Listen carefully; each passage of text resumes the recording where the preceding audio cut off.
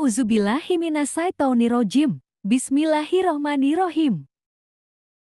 Di antara tanda akhir zaman adalah munculnya Dajjal-Dajjal kecil sebelum datangnya Al-Masih Dajjal. Dajjal-Dajjal kecil itu adalah para pendusta yang banyak membuat kedustaan dalam agama. Dari Abu Hurairah radhiyallahu anhu, Nabi Shallallahu alaihi wasallam bersabda, "Akan datang di akhir zaman beberapa orang dari umatku yang bicara sesuatu yang tidak pernah didengar sebelumnya, yang aneh-aneh oleh kalian atau kakek moyang kalian. Maka berhati-hatilah kalian dan jauhilah mereka." Hadits riwayat Ahmad, nomor 8267. Dalam lafaz lain, Rasulullah Shallallahu alaihi wasallam bersabda, "Akan datang di akhir zaman Dajjal-Dajjal yang pendusta. Mereka menyampaikan kepada kalian berbagai bid'ah atau keyakinan dan amalan yang baru yang tidak pernah didengar oleh kalian sebelumnya atau oleh kakek moyang kalian.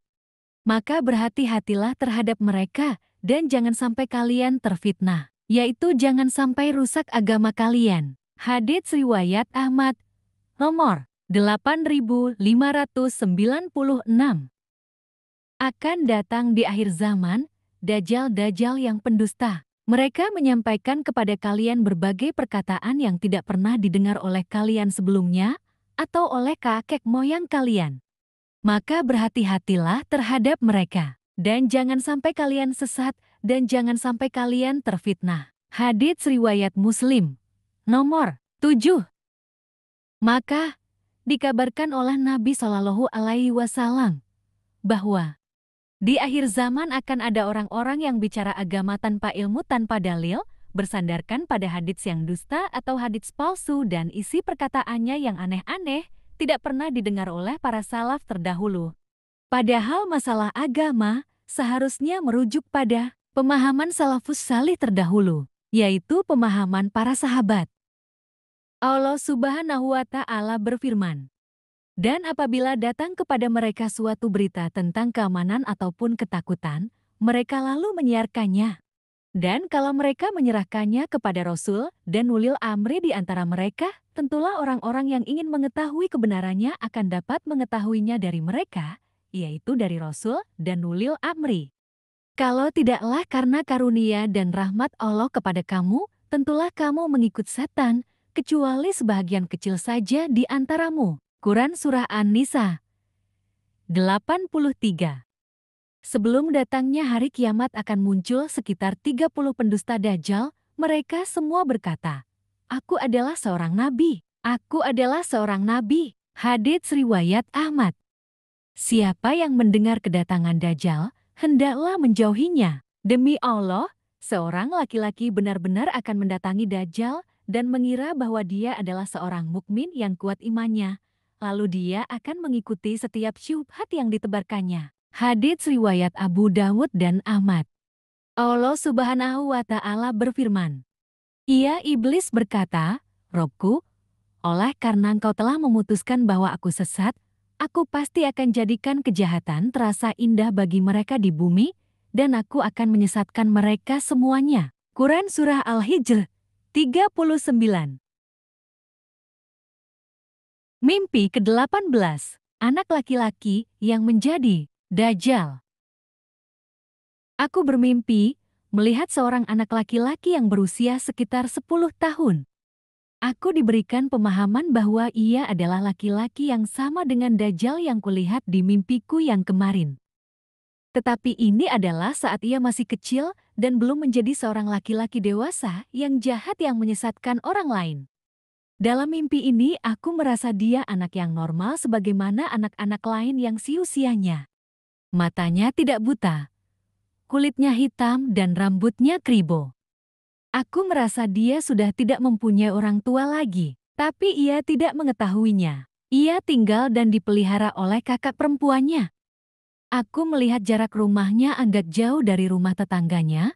Rumahnya terletak di sebelah selatan sungai yang sama dengan sungai yang kulewati di mimpiku yang kemarin.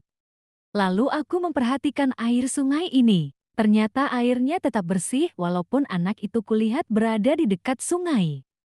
Dan saat aku masih memperhatikan air sungai yang bersih ini, lalu aku terbangun. Hikmah mimpi.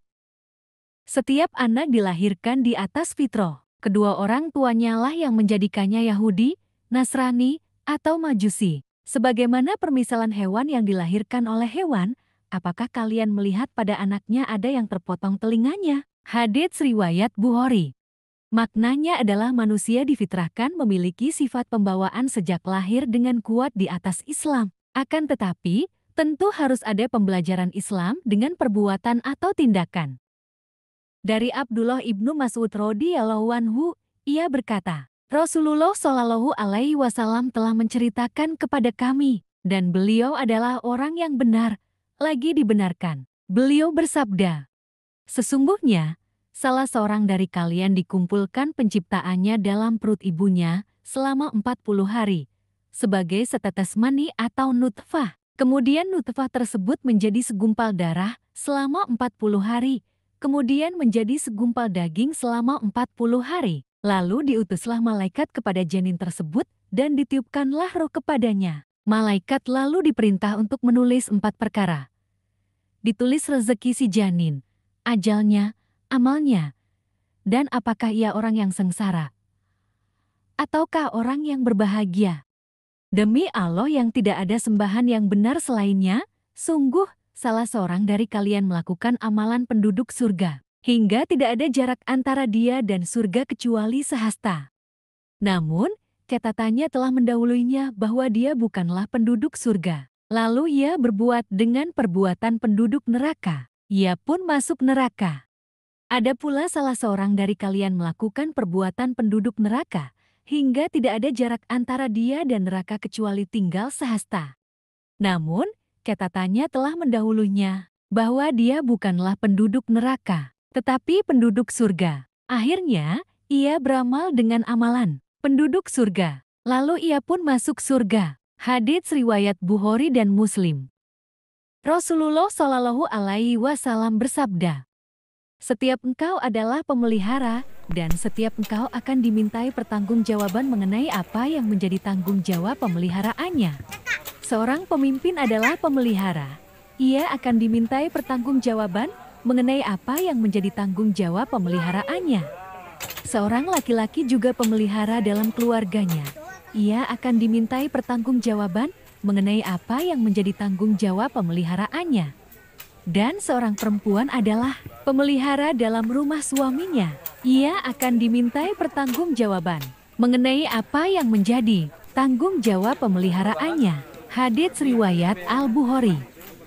Allah Subhanahu wa Ta'ala menceritakan perkataan Nabi Yakub kepada anak-anaknya saat beliau menjelang wafat. Allah Subhanahu wa Ta'ala berfirman, adakah kamu hadir ketika Yakub kedatangan tanda-tanda maut? Ketika ia berkata kepada anak-anaknya, apa yang kamu sembah sepeninggalku?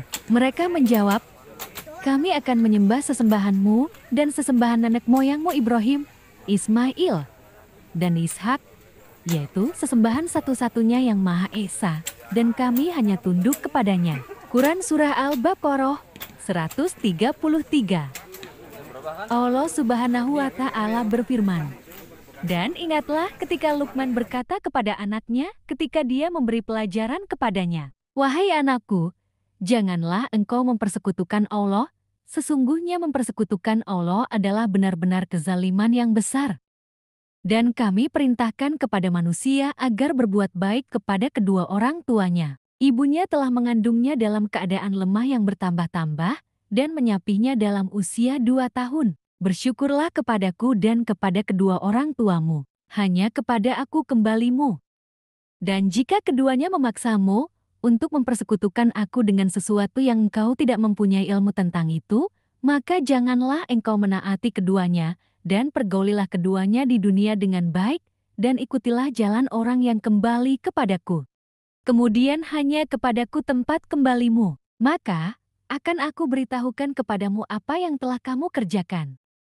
Luqman berkata, wahai anakku, sungguh jika ada sesuatu perbuatan seberat biji sawi dan berada dalam batu, atau di langit, atau di bumi, niscaya Allah akan memberinya balasan. Sesungguhnya Allah Maha Halus, Maha Teliti.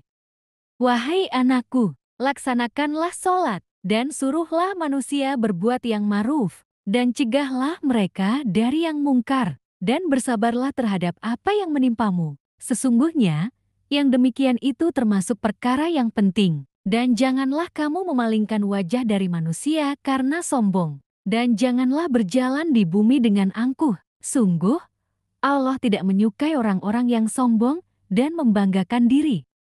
Dan sederhanakanlah dalam berjalan, dan lunakkanlah suaramu. Sesungguhnya, seburuk-buruk suara ialah suara keledai. Quran Surah Luqman, ayat 13-19. Dari Abu Darda radhiyallahu anhu, ia berkata, bahwa Rasulullah Shallallahu Alaihi Wasallam bersabda, siapa yang menghafal 10 ayat pertama dari surat Al-Kahfi, maka ia akan terlindungi dari Dajjal. Hadits riwayat Muslim, nomor 809. Doa agar terhindar dari fitnah Dajjal. Allahumma inni a'udzubika min azabi jahannam, wa min azabil qabri, wa min fitnatil mahya wal mamati, wa min syarri fitnatil masihid Dajjal. Artinya, ya Allah, sesungguhnya aku berlindung kepadamu dari siksa neraka jahanam, dari siksa kubur, dari fitnah kehidupan dan kematian, serta dari kejahatan fitnah Al-Masih Ad-Dajjal. Hadits riwayat Muslim.